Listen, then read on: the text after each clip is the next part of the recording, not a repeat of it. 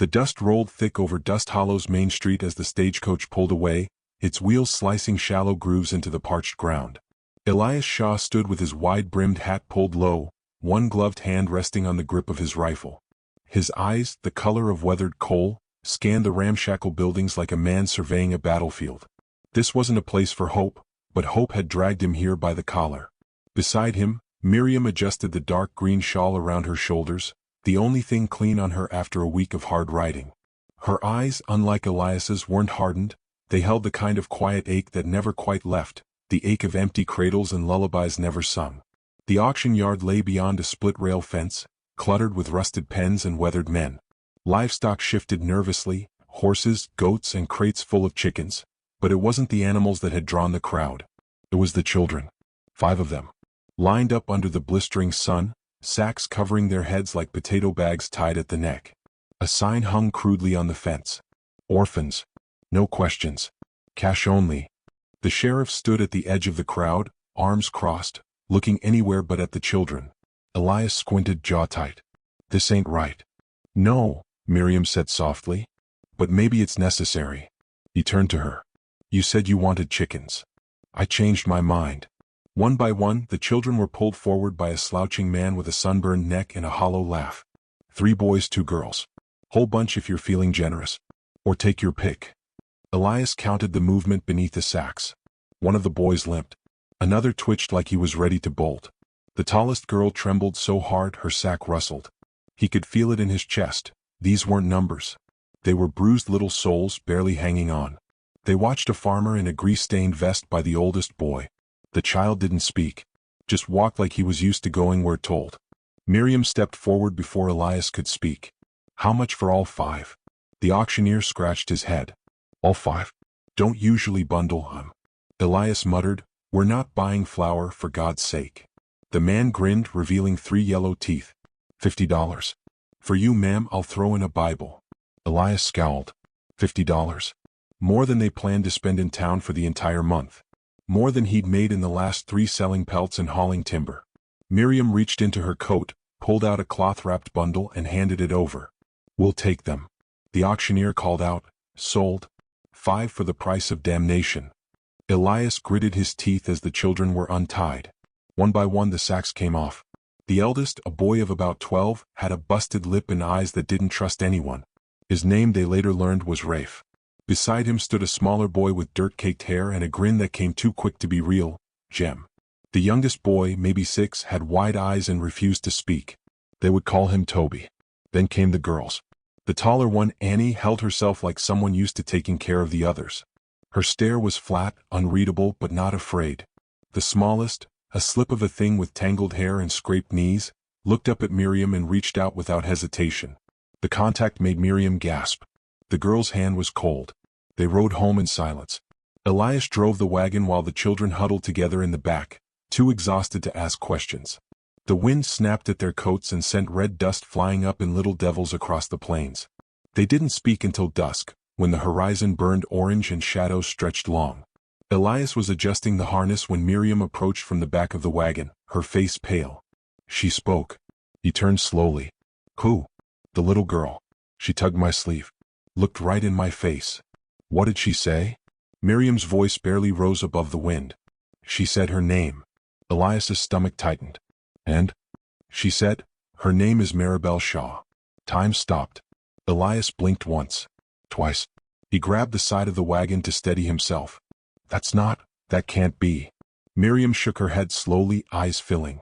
She said it like she knew. Like she remembered. There's no way. Maribel died with Thomas in the fire. No, Miriam said, voice thin as smoke. We never found her body. We buried an empty coffin. Elias turned to the girl. She sat alone now, hands in her lap, staring at the stars emerging above them. No fear. No confusion. Just calm. You think that's our daughter? He whispered. I don't know, Miriam said. But she knew our name. They made camp early. The children didn't protest. Rafe helped build the fire without being asked, and Jem told a joke no one laughed at. Annie bandaged Toby's scraped hand, murmuring a lullaby under her breath that didn't belong to this part of the country. Miriam sat beside the little girl, Maribel or May or whoever she was, and combed her hair with gentle fingers. Elias watched from a distance, hands clenched tight in his lap. He couldn't stop staring. She had Miriam's eyes. Not the color, those were pale hazel, but the shape. The same tilt, the same mournful light. It wasn't possible. Was it? Later, after the children had curled up in borrowed blankets near the fire, Elias stood on the edge of camp, staring out into the dark prairie. Coyotes howled somewhere distant. The sky above was bruised with stars. He heard footsteps and didn't turn. She knew things, Elias, Miriam said behind him. Things we never told anyone. About the barn. About the lullaby I used to hum. Even about the way you carried Thomas. She's a clever girl. She's not lying. She can't be ours, he snapped. That fire burned everything. She says she was taken. That men came and someone carried her away before the flames. Elias stared harder into the dark.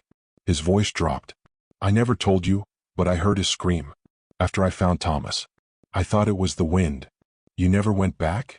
I thought it was the wind, he repeated, hollow. I had him in my arms. The silence between them was long. Heavy. She could be ours, Elias. She could be her. And if she ain't? What then? Miriam didn't answer. She simply walked back to the fire and sat beside the girl again. The flames cracked. Somewhere in the woods a branch snapped. The children stirred but didn't wake. Elias looked back once more at the girl. She met his gaze. Didn't flinch. He thought he saw a flicker of recognition in her face. Something ancient. Something that reached into the deepest wound of his life and gently tapped it open. Maribel Shaw, he whispered to the wind.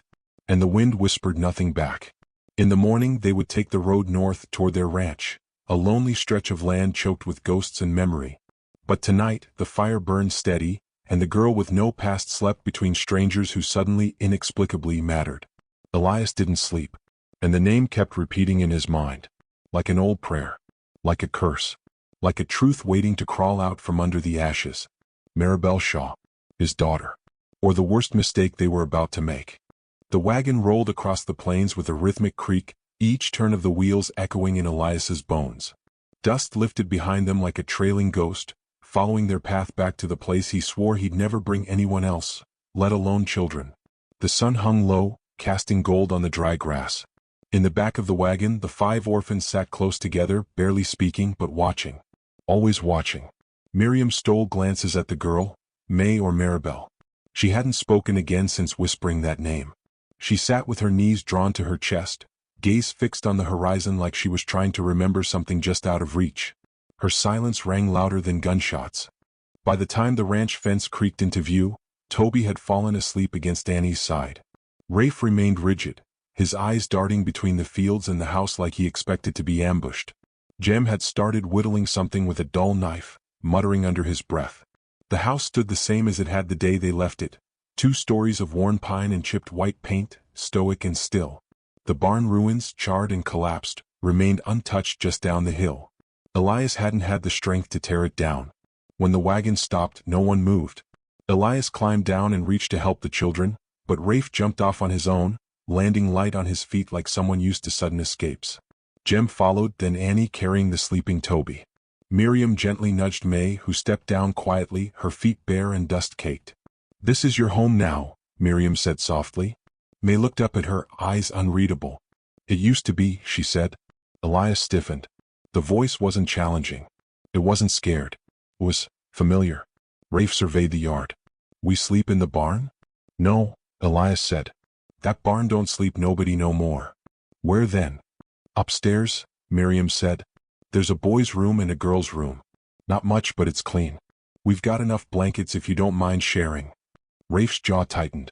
We don't share unless we have to. You do now, Elias said. We ain't running a hotel. Jem grinned. That mean you got room service or not? Elias turned, about to snap, but Miriam beat him to it with a laugh. A small one. Tired but real. We've got cornbread and stew. That's the closest you'll get. Inside, the children moved like ghosts. Their hands stayed close to their sides, and their eyes flicked constantly to exits, windows, doors left ajar. Annie touched everything once before sitting down, a table corner, a chair leg, the edge of the hearth. Rafe stood by the window like a sentinel. Jem picked up a rusty horseshoe and spun it in his palm. Toby didn't speak at all. Only May moved slowly, deliberately, as though returning to somewhere sacred and strange. Her fingers traced the grooves in the wooden banister like they held memories. After dinner they explored. Miriam showed the girls their room, 2 iron-frame beds and an old trunk with patchwork quilts. Elias led the boys to the back room, where 3 mattresses lay side by side on the floor. No furniture, no pretenses. Toby clung to Jem as Elias showed them the outhouse and pump out back. Rafe kept looking toward the barn ruins. "You keep staring at that pile," Elias said. Rafe shrugged. "Something about it feels wrong." "It is wrong." "You lose someone in there?" Elias didn't answer. Night fell hard over the plains. Stars bloomed in the sky like frost on glass. The house creaked with the kind of old noises that never go away, and the wind slithered between cracks in the walls. Elias sat by the fireplace, oil lamp hissing, his Bible unopened in his lap. Miriam brewed chamomile and handed him a cup. Neither spoke. They listened instead, to the soft scuffs of little feet upstairs, the creak of bed springs, the faint murmur of children trying to sleep in safety. Elias didn't believe in peace, but he believed in quiet. Until the scream. It wasn't loud. It was sharp, brief and broken like a sob cut in half. Elias was on his feet before he knew it, Miriam close behind. They thundered up the stairs, nearly colliding with Rafe at the landing. The girls' door stood ajar. Inside, Annie stood near the window, eyes wide. "She's gone," Annie said. "What?" "May. She's gone." Miriam looked around the small room. The blankets were kicked off the bed. The sack May had been given at the auction sat crumpled on the floor like a shed skin. The window was open, curtain flapping. Elias grabbed a lantern and bolted downstairs. She couldn't have gotten far. They found her standing in the ashes of the barn. Barefoot, arms limp at her sides, she stared at the collapsed timbers as if waiting for them to rise. Her nightgown fluttered in the wind. The firelight caught the gleam of something in her hand. An old locket, burned around the edges, cracked down the middle. "May," Miriam said gently. The girl didn't flinch. "This was mine." Elias moved slowly, circling toward her. "Where'd you get that?" "It was buried under the floorboards." Her voice carried that same eerie calm. "I remembered where to find it." Miriam stepped closer. "What else do you remember?" May looked at her with hollow, ancient eyes. "That I screamed. That he didn't come back for me." Elias froze. Miriam touched the locket. Her fingers trembled. "You remember the fire?" "I remember the heat. The hands that grabbed me. I remember crawling under the floor while everything burned." "You're saying someone took you?" Elias asked. May nodded once. Rafe appeared behind them, breath short. "You find her?" "She found herself," Miriam whispered. Elias looked at the barn again. In the flickering lamplight, he could almost see the flames again. Could almost hear Thomas's cries, feel the heat choking him. The memory slammed into him like a horse's kick. He never looked for Maribel. He saved the son and didn't go back. May turned her head slowly to look at him. "You left me." The wind picked up. Somewhere in the distance a coyote howled. Annie appeared at the edge of the yard, eyes darting between Elias and the girl. "She said the name before," Annie whispered. "Before she even saw this place." Jem was close behind her. "What's going on?" Miriam took the locket and turned it over. On the back was a faded inscription. Asterisk to our little twin stars, Thomas and Maribel. Love always, asterisk. Rafe read it, lips moving. "She's not lying." "I know," Elias said. He didn't sleep that night. Sat on the porch with his rifle across his lap, the stars reflecting in his eyes. He kept playing it over and over, how fast the fire spread, the panic, the mistake. And now, somehow, the girl he lost was back, or someone who carried her memories. But that wasn't what kept him up. It was the thought that someone took her. That someone had stolen her from the flames, not to save her, but to use her. Sell her. Break her. And she remembered. When dawn broke, the house was quiet. May slept curled beside Miriam, her breath steady. Rafe patrolled the yard like a soldier. Jem tried to sneak a bite of cold cornbread. Toby sat by the window, drawing shapes in the frost with his finger. Elias took a shovel and walked to the barn ruins. The earth was hard, the ashes deeper than he remembered. He dug until his arms burned, until the shovel struck something solid. What? Beneath it, something small and metal. He pulled it free. A charred music box. One they bought the twins when they turned 3. He cranked it. It played half a lullaby, then stopped. From behind him, May's voice rose again, quiet and steady. "That song put me to sleep every night," she said. He turned, but she was already walking back to the house, her hair catching the morning sun like spun fire. Elias stared after her, the music box still in his hand. He didn't know what haunted him more, the ghost of a daughter he'd failed or the girl who had survived. The morning came gray and cold, a low fog clinging to the valley like breath held too long. Elias stood at the fence line, arms folded over his chest, watching the cattle move slow across the frost-laced field. They didn't have many left, maybe 24, and half were leaner than they should have been. But livestock wasn't the only thing he was counting. Rafe moved along the porch, checking the nails on the railing, eyes always shifting. He didn't need instructions anymore. The boy worked without being asked, kept his ears open and his mouth mostly shut. Elias recognized something in him, the way his gaze lingered on threats before he ever moved, the way he listened more than he spoke. Rafe had seen too much too young. Same as he had once. Inside the house, Miriam sat with May at the kitchen table. The girl was sketching again, this time not shapes or flowers but the layout of a house. Their house. Elias leaned through the window and saw it clearly. 2 bedrooms upstairs, kitchen below, even the hidden cabinet behind the stairs where Miriam kept Thomas's toys after the fire. Things May had no way of knowing. Yet there they were, etched in childlike lines. She drew the room with the wallpaper we tore down, Miriam said later, voice low. The one with the stars. Elias didn't answer. He hadn't known whether to believe the girl, or believe in her, but something shifted after the music box. She knew too much. Too specifically. Too painfully. But there was something darker too. Something about what hadn't yet been said. They'd asked her again, where she'd been all these years. May never gave a full answer. She said she was taken. She remembered fire, then being carried. The face of a man she couldn't describe, only the smell, like tobacco and leather and blood. That night, as the wind keened across the chimney and the children slept in tangled bundles, Elias sat beside the dying fire. Jem had dozed off near the hearth with Toby curled up beside him, but Annie paced quietly upstairs, restless. Elias heard her every step. She never settled. Miriam broke the silence.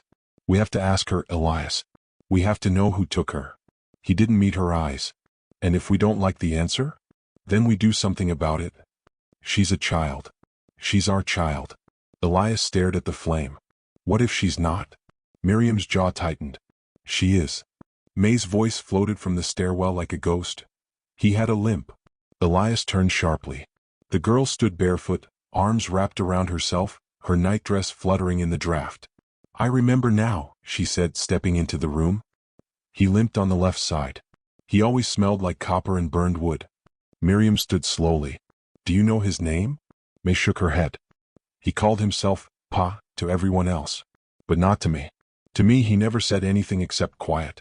Over and over. Elias stood. Did he hurt you? May's face didn't change. He made me forget who I was. The room went still. Even the fire seemed to lean in closer. There were others, she said. Other children. He kept us in a basement. We didn't see light for weeks. Just the sound of his boots on the stairs and the chain on the door. Miriam's hand went to her chest. Dear God. I think some of them are dead. Elias felt his throat tighten. He reached for the nearest chair before his knees gave out. Do you remember where? He asked, forcing his voice to stay level. Not exactly, May said. But there were pine trees. Lots of them. And train whistles. He always said the train meant danger. We weren't allowed to speak when it passed. Elias grabbed his map from the drawer and unrolled it on the table. There's only 2 lines that run near Pine. One's east of Ash Fork. Too far, Miriam said. Others near Black Hollow. May's eyes flicked to the name. Her lip trembled. That's it. Black Hollow was a mining town turned ghost town. Used to be silver rich until a cave-in killed half the men and the rest moved out. Now it was nothing but crows and broken windows. Elias nodded. I'll go. We'll go, Miriam corrected. We can't take the children. We don't leave her here. Not again. Rafe, who'd been standing unseen in the corner, spoke up. I'll watch the others. Elias turned. You're barely 12. I'm the only one who knows how to shoot besides you. Jim sat up. I know how to shoot. You pointed backward last time, Rafe snapped. Jem scowled. Still counts. Elias rubbed his eyes. You three stay. Lock the doors. Shoot anyone who knocks. If we don't come back in 2 days. You will, May said, stepping closer. He won't hurt anyone again. Dawn saw Elias and Miriam saddled up, provisions strapped tight, rifles oiled. May sat between them, too small for the saddle, but stubborn enough to ride. The air grew colder as they approached the hills, trees closing in like silent witnesses. No signposts. No wagons. Just empty land with too many stories buried under it. By midday, they reached Black Hollow. It was even worse than Elias remembered. The mine shaft had collapsed inward like a grave, and the remaining structures leaned at bad angles, groaning with wind. Boards hung loose, banging like warning bells. They tied the horses to a fence post half-eaten by termites. May led. She walked with certainty, like her feet remembered what her mind didn't. Through a back alley. Down a slope.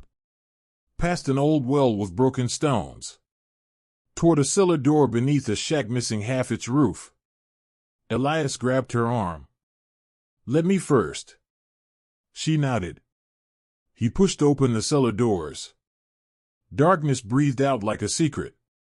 They descended slowly. The stairs groaned under their weight.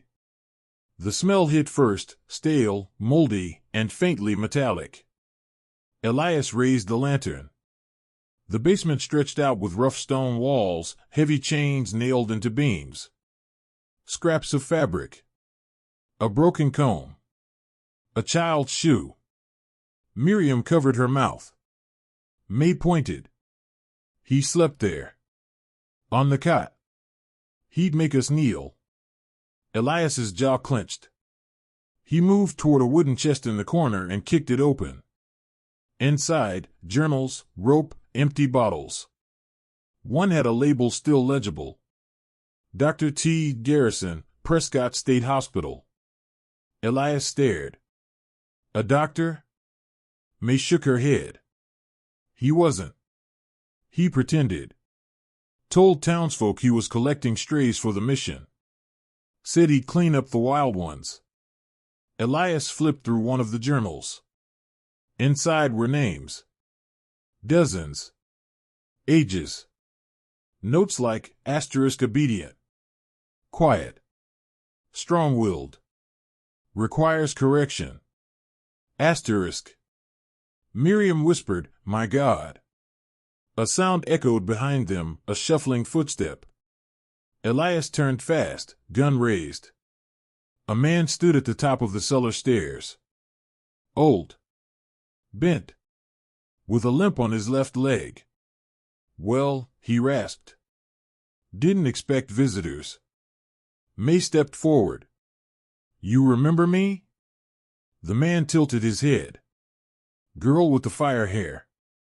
You were always a little too curious. Elias moved forward.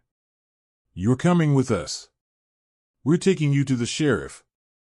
The man chuckled. Sheriff in Dust Hollow owes me 5 years of favors.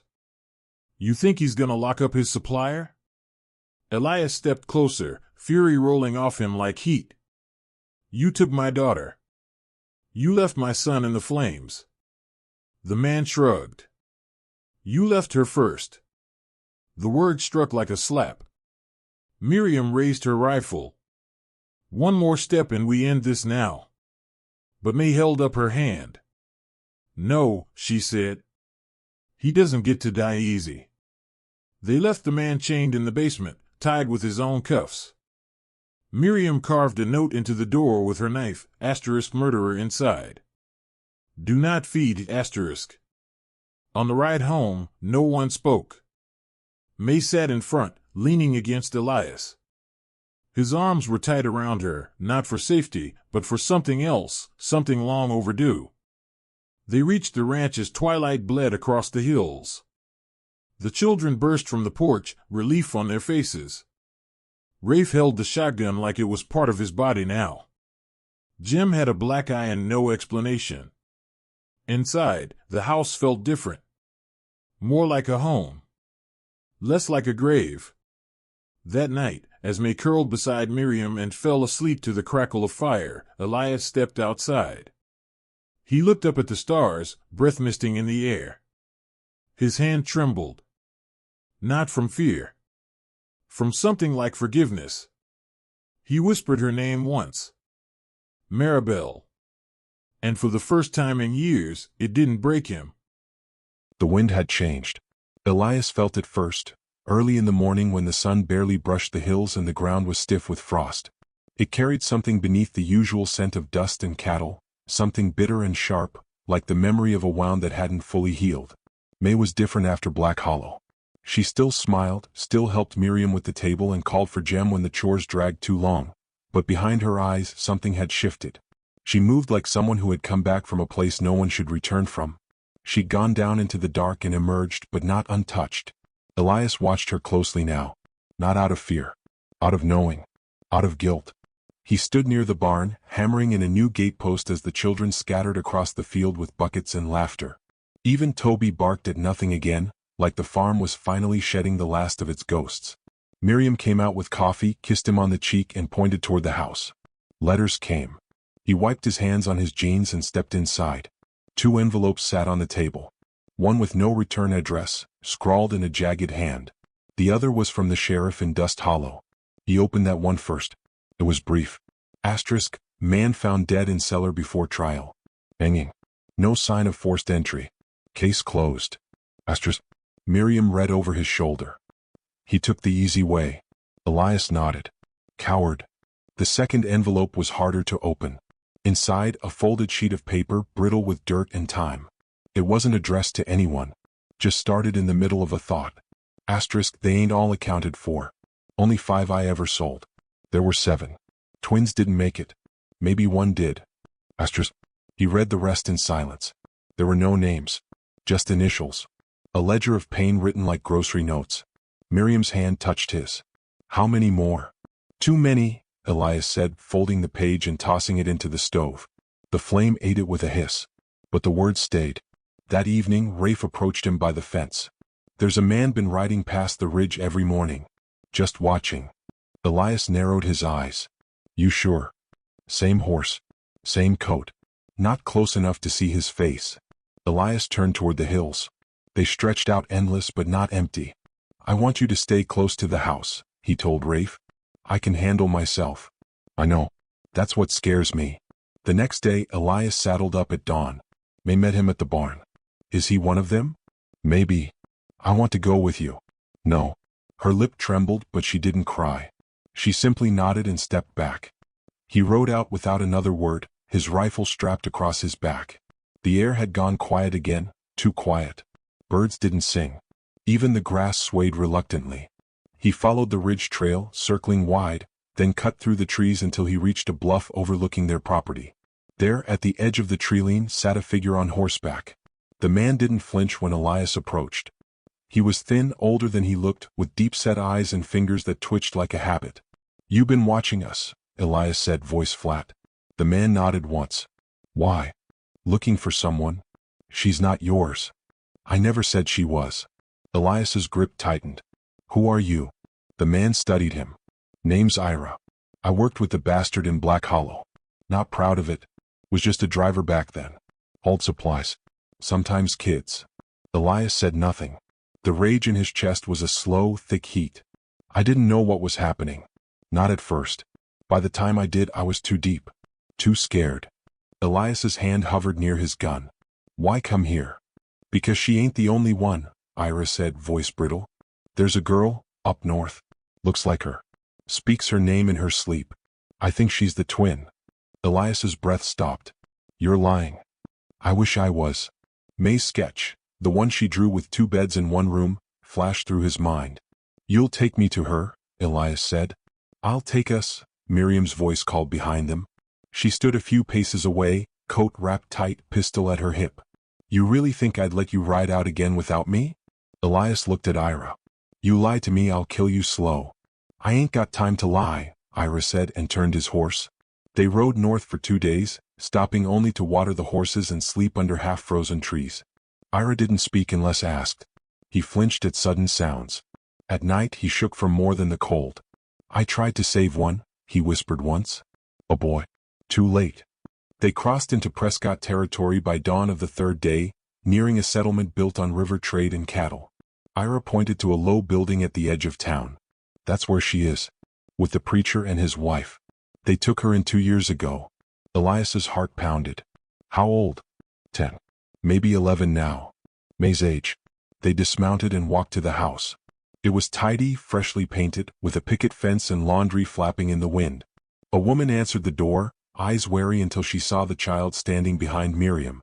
The girl behind her was smaller, slighter, with the same copper-red hair as May. And the same eyes. May stepped forward slowly. The other girl mirrored her movement. They stopped inches apart, silent. Then, in one breath, they said the same word. Maribel. Elias felt the world tilt beneath his feet. The preacher and his wife stepped back, letting the family inside. The girl's name was Ruth now. But she looked at May like she'd known her forever. They'd been torn apart before they could speak full sentences. Still, they remembered. The next few hours passed in a blur, questions, tears, stories told in broken threads. The preacher handed Elias a stack of old clothing and a necklace they'd found on Ruth when she'd been dropped on their steps. It was half a heart. Elias reached into May's things. She had the other half. That night, the girls slept curled together on the floor, arms wrapped around one another, as if afraid to lose what they'd only just found. Elias and Miriam sat outside under the stars. "We bring her home," Miriam said. Elias nodded. "We'll make it right." "Can we?" "We can try." Ira stood at the edge of the porch, hat in hand. "I done what I came to do. I'll head out at dawn." Elias stood. "Where will you go?" "Back east. There's a place that takes old men and worse memories." "You want a horse?" Ira shook his head. "Walking's good for guilt." They shook hands. It wasn't forgiveness, but it was something close. Back at the ranch, the return was quiet but weighty. Rafe watched the girls like he didn't trust time not to snatch them again. Jem introduced himself with a bow and accidentally knocked over the lamp. And just like that they laughed. Not forced. Not awkward. Real. That evening, the family gathered around the table. The food wasn't special, beans, cornbread, and stew, but it felt like a feast. Elias sat at the head, watching the room fill with warmth he hadn't felt since Thomas. Since before the fire. The past hadn't vanished.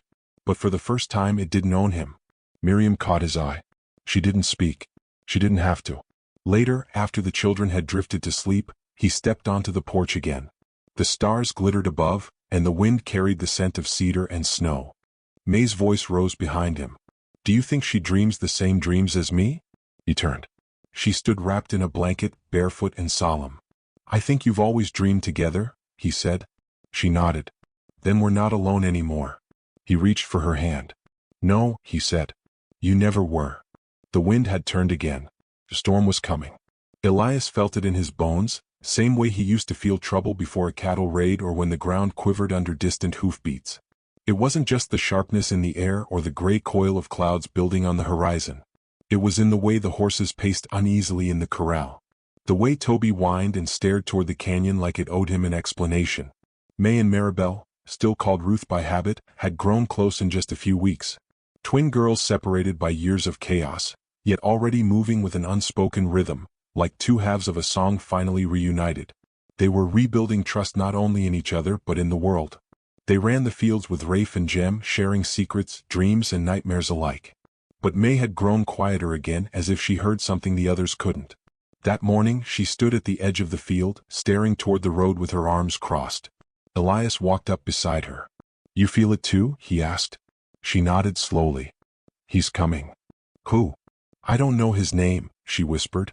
"But he was the one behind all of it. The others were scared of him. Even the man who died in the cellar." Elias rested a hand on her shoulder. "If he comes here, he won't leave." That night they locked up early. Rafe cleaned every rifle. Jem loaded shells with serious focus, his boyish energy quieted by the rising weight in the air. Miriam cooked stew and set it aside for reheating, her movements brisk and tight. Elias sat at the table, turning the burned piece of paper he'd retrieved from the stove weeks ago. A second copy, one he'd hidden even from Miriam. The list of initials. Some had been matched to names. Others remained faceless. But at the bottom was a scrawl. Not initials. Just a word. Overseer. He had no face to put to the name, but he had a guess. The man above the man. The one who never touched the dirt himself but gave the orders from the shadows. The children slept in one room now. Safer that way. The girls nestled together, Rafe sprawled on the floor, and Jem curled in a blanket with a loaded pistol under his pillow. The knock came at midnight. Not loud. Not hurried. Just calm.